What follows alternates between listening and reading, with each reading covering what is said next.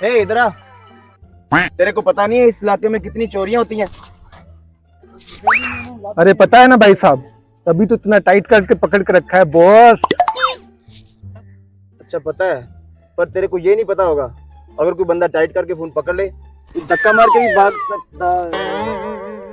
अरे कोई कैसे भाग सकता है भाई साहब, देखा ना मैं कितना स्ट्रांग हूँ, आपसे हिला तक नहीं। स्ट्रॉन्ग भी है, पर तेरे को ये नहीं पता होगा, चोर के साथ उसका साथी भी है। अरे भाई साहब, मैं इतना तेज भागता हूँ ना, दोनों चोरों को साथ में पकड़ लूंगा। तुझे ये नहीं पता होगा, चोर के साथी के पास बाइक भी होती है। लेकिन आपको ये नहीं पता होगा, मेरी आंखें बहुत तेज हैं और मेरे मामा ट्रैफिक पुलिस में हैं। नंबर निकलवा कर जेल भेज दूंगा।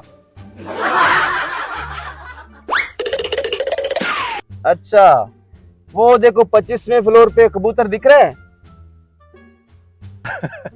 अरे भाई साहब, वो कबूतर थोड़ी है वो तो आंटी कपड़े सुखा रही है। अबे मेरा मोबाइल ले गया।